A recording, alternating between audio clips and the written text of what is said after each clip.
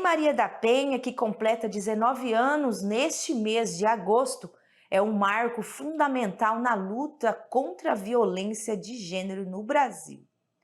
Sancionada em 7 de agosto de 2006, essa legislação trouxe avanço significativo na proteção das mulheres, estabelecendo um mecanismo de prevenção, assistência e repressão à violência doméstica e familiar. Com o passar dos anos, a Lei Maria da Penha se tornou um símbolo de resistência e esperança para muitas mulheres que enfrentam situações de violência. Sua implementação tem promovido mudanças na prevenção social sobre o tema, incentivando denúncias e oferecendo suporte às vítimas.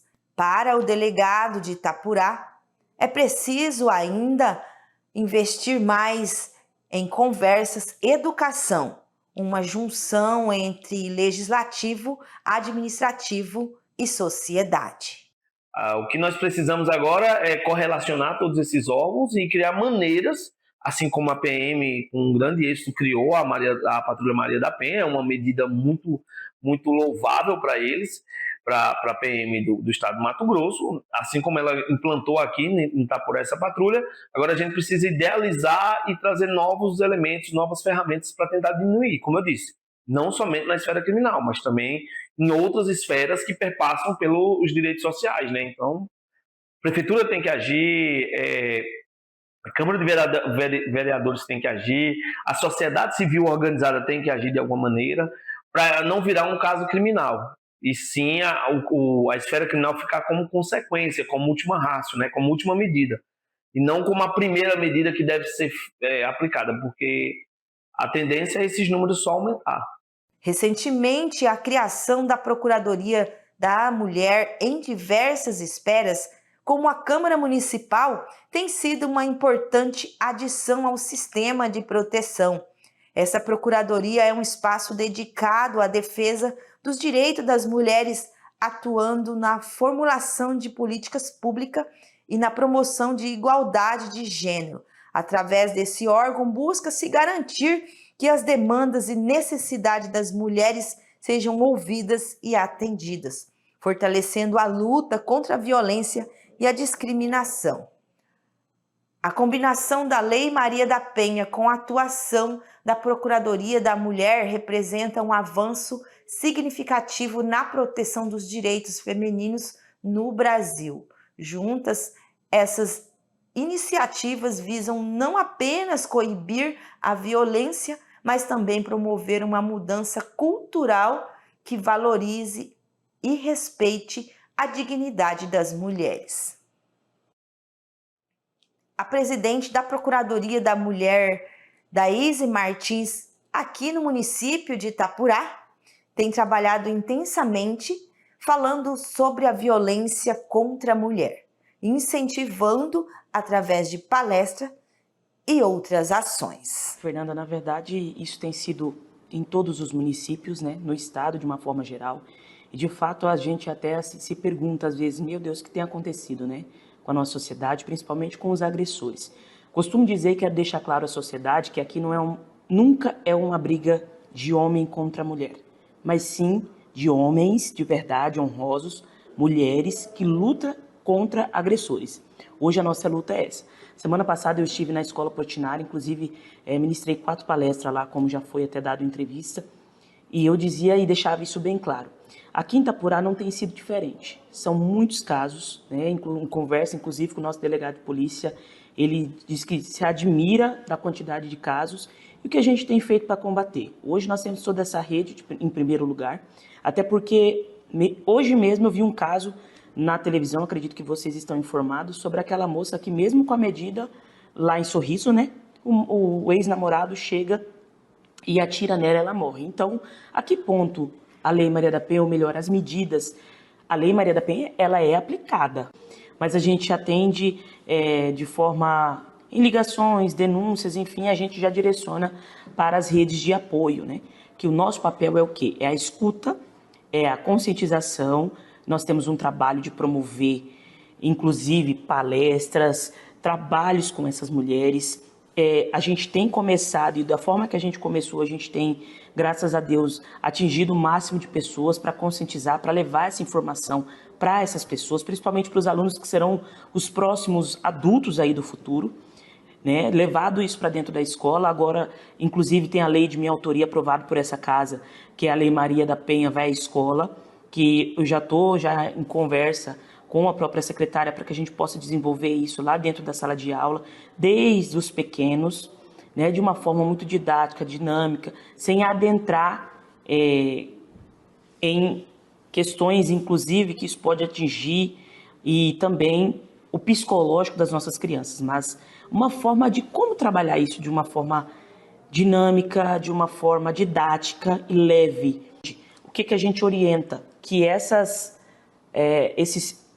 esses polos se juntem para poder ter essa comunicação e atender essa vítima o mais rápido possível.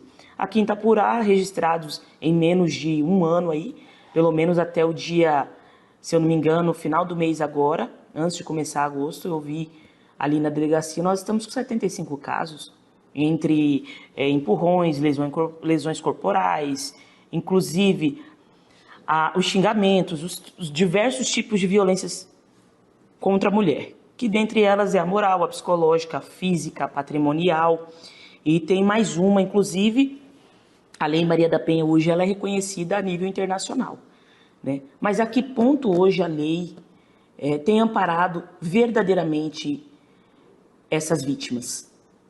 Como não consegue amplamente ter esse amparo, o que a gente faz? Está aqui na ponta, na verdade, ajudando as escolas, ajudando o máximo que a gente pode, trazendo palestrante, como houve as palestras aqui, e levando a conhecimento da sociedade para que a gente possa evitar e, pelo menos, encorajar as pessoas de fazer a denúncia. A história da Poliana é um triste exemplo da realidade enfrentada por muitas mulheres no Brasil. Ela quase entrou para as estatísticas. Em 2021, Poliana foi vítima de uma tentativa de feminicídio, sendo esfaqueada pelo seu ex-companheiro 8 vezes.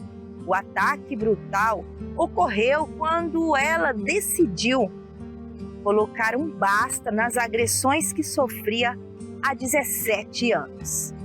E esse caso aconteceu aqui em Itapurá.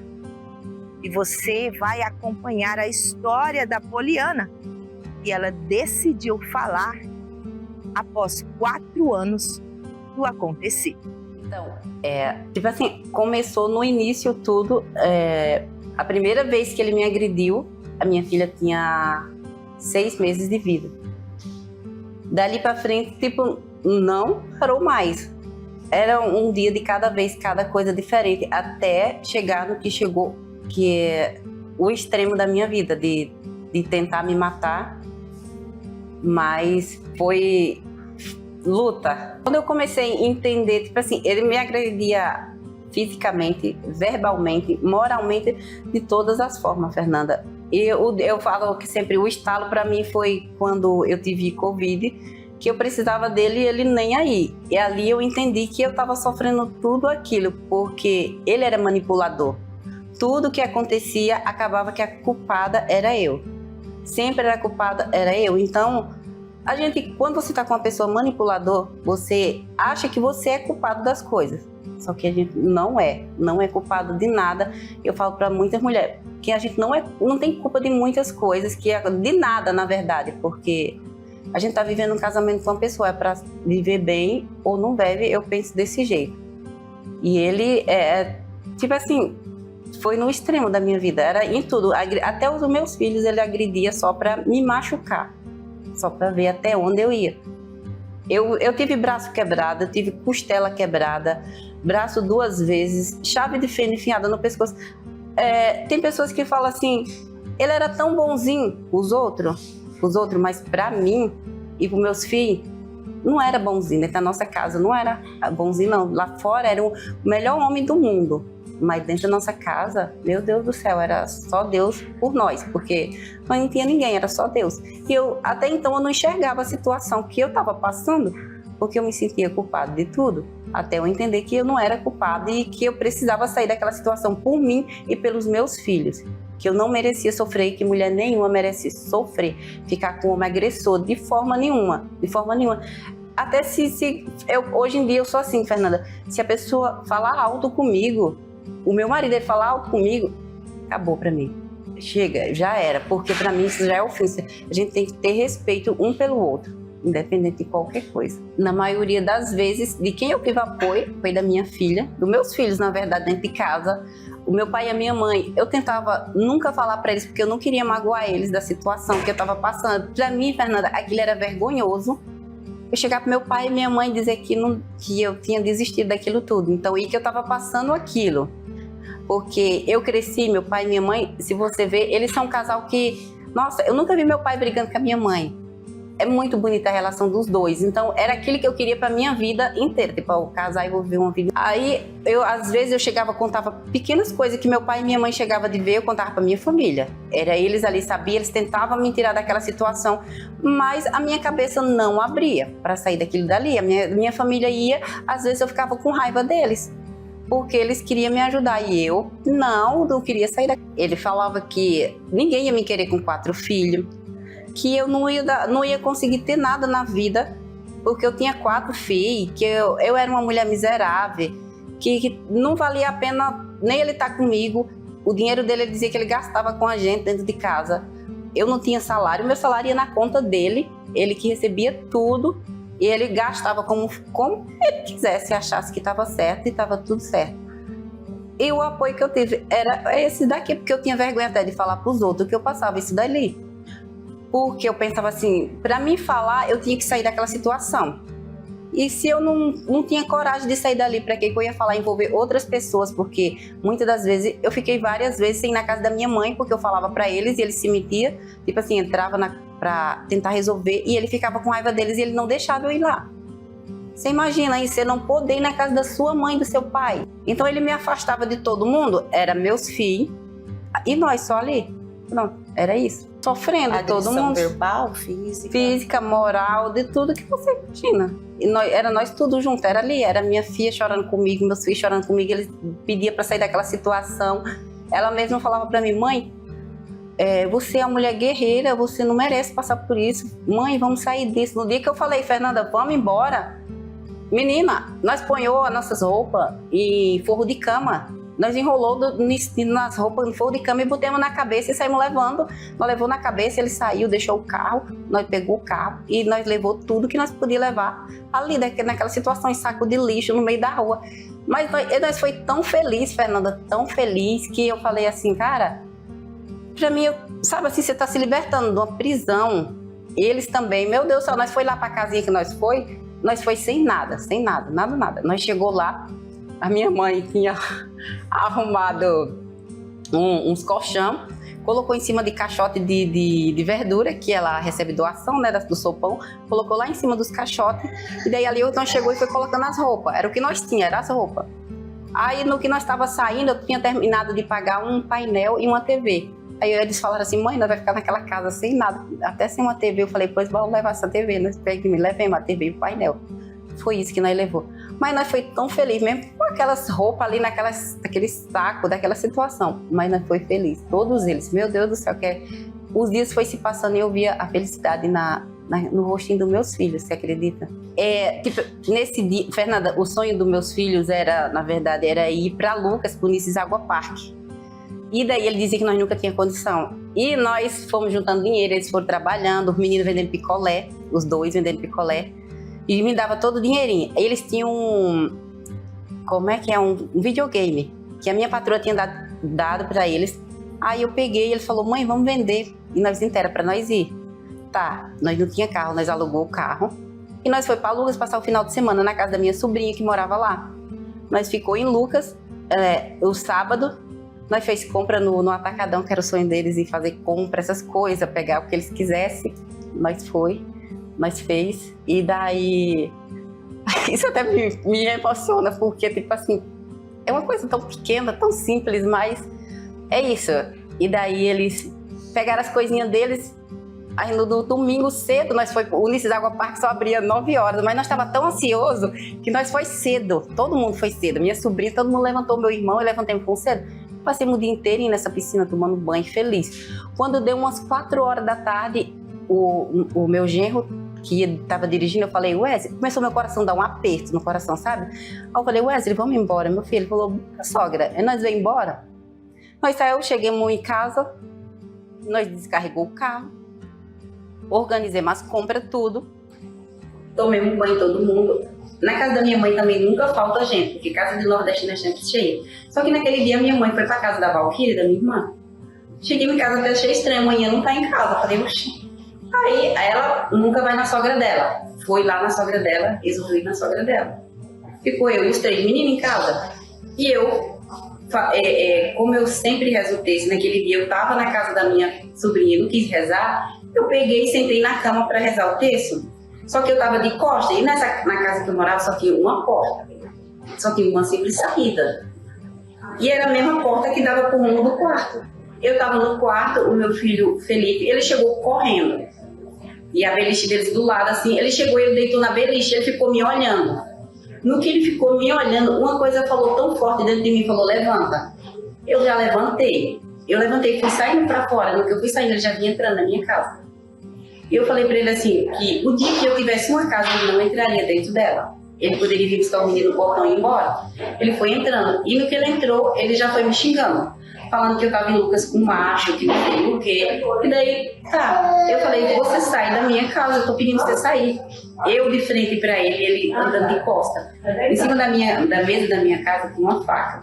Ele pegou a faca que tava em cima da mesa e deu na minha cabeça, que é esse corte que eu tenho aqui. Aí ele foi para dar outro golpe na minha barriga. Eu peguei e quebrei a faca na mão. Eu quebrei a faca, uma faca vermelha. Quebrei a faca. Eu achei que ele tinha ido embora. E eu sentei no batente assim da porta do quarto, uma pedra assim mais alta. Eu sentei e como o sangue estava saindo, eu não consegui enxergar nada. Eu estava sem o óculos. Eu peguei o celular e eu falei, não vou ligar para ninguém da minha família. Vou ligar para alguém, uma outra pessoa de fora, para vir me socorrer. Depois eu falo com a minha mãe. No que eu tava catando o celular assim, eu não enxergava nada, tava assim, eu só cheguei e estava assim, você vê o vulto da pessoa voltando. No que ele veio voltando, ele falou pra mim assim, eu já levantei, ele falou pra mim assim, eu vou levar você no hospital. Fernanda, eu falo, foi meu anjo da guarda, Deus, que estava comigo o tempo inteiro. Falou assim, se você for, você não volta. Eu ouvi certinho uma voz que falava, se eu fosse, eu não voltava. Eu falei automaticamente, eu não vou com você em lugar nenhum. No que eu falei que eu não vou com você em lugar nenhum, ele tava tudo de preto. Ele tirou o facão que estava dentro da roupa dele, assim, por trás, e foi pra dar na minha cabeça. No que ele foi dar na minha cabeça, eu coloquei os dedos, que são esses cortes que eu perdi o movimento, igual eu só consigo pegar aqui, aí esses daqui eles perderam o movimento. Aí foi isso daqui. Aí o meu filho, o Felipe, lutei com ele, nós dois, derrubei ele do chão, tirei ele pra fora. Eu caída no chão, no que eu tava caída no chão, ele pegou o facão e foi pra dar na minha barriga novamente. Eu ergui o pé, que é essa cicatriz que eu tenho aqui no meu pé, que é daqui a aqui. Meu pé, ele decepou meu pé praticamente. Eu caí no chão e nós lutando ali. Só que eu, tipo assim, igual essa cicatriz, eu não vi como que foi. Eu tenho outra bem aqui, eu não vi como que foi, debaixo da axila. No outro lado na cabeça eu também tenho, mas eu não sei como que aconteceu. Só que no meio daquilo tudo, eu consegui acordar. E o Alexandre estava em choque numa porta, assim, olhando para mim. E eu falei pro Alexandre, me ajuda pelo amor de Deus, porque eu estava caída no chão e ele estava me batendo ainda. Aí o Alexandre veio correndo de dentro de casa e bateu com o corpo nele. Ele caiu para fora do quintal da minha mãe, assim, tipo, tava aqui na área, ele caiu no quintal, assim. No que ele caiu, ele correu atrás do Alexandre. Eu lembro a palavra certinha que ele falou com o Alexandre. Menino desgraçado, você é louco fazer isso com seu pai. E saiu correndo atrás dele com o facão. O Alexandre conseguiu entrar no corredor escuro. Aí foi a hora que ele foi embora. Eu acho que ele percebeu o que ele estava fazendo e foi embora. Só que antes dele ir embora, ele tentou pegar o Isaac, que é o mais pequeno, para levar embora. Só que o Isaac correu e pediu socorro na vizinha. No que o Isaac correu para a vizinha, ele já foi atrás do Isaac e a vizinha já viu e já veio lá em casa. A vizinha chegou, eu lembro que eu levantei, eu só enxergava o corte aqui. Eu juntei o guardanapo que estava em cima da mesa da minha mãe e enrolei assim na minha mão. E falei assim, na hora eu senti que eu ia morrer. E eu falei assim para Deus, eu falei, Senhor, deixa eu ver pelo menos minha filha. Aí no que eu falei isso, eu falei, Felipe, chama a Esther. Ele ligou para a Esther, ela chegou, e eu lembro a palavra certinha que ela falou, ela veio correndo assim, ela falou, mãe, o que aquele desgraçado fez com você? E eu tava sentada na mesa e ali eu apaguei. Ali eu não vi mais nada. E eu falo assim, Deus é tão incrível na minha vida que eu não senti uma dor, Fernanda, nisso tudo. Uma simples dor. Eu não senti de jeito nenhum. Pronto, eu acordei, eu já estava chegando no hospital, a vizinha do outro lado me pôs dentro do carro dela e me levou para o hospital. Cheguei no hospital, eu lembro que eu vi minha família inteira ali naquele desespero. Eu cheguei assim, eu falo assim, Deus, Ele me mostrou cada ponto de cada coisa. No ponto que eu desmaiei e eu falo assim que eu morri naquela hora. Eu comecei a andar num corredor escuro e eu fui andando naquele corredor escuro e uma voz me falou assim, ela falou 3 vezes, volta, falou uma vez baixo, bem suave, aí falou a segunda vez mais alto, na terceira vez ele falou tão forte que meu coração assim se estremeceu e eu olhei pra cima, assim por cima desse ombro, eu lembro certo, eu olhei pro céu, parecia que ia chover e o sol tá tentando sair, tá só aquele foco de luz assim, clareando pro chão. Eu acordei, eu tava no colo da vizinha e eu falei assim, o que aconteceu? E ela falou assim, olha, não dorme, pelo amor de Deus, conversa comigo.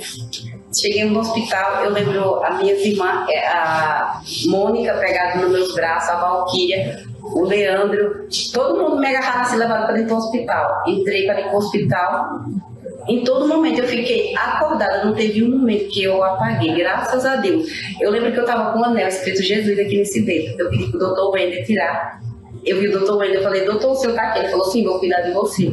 Aí eu falei para ele tirar o anel do meu dedo, ele falou, não, pô, eu não vou tirar, tá muito feio. Eu falei, não, doutor, pode tirar, não vai doer. E eu, o tempo inteiro, eu enxergava aquele nome, Jesus, o tempo inteiro ali na minha frente.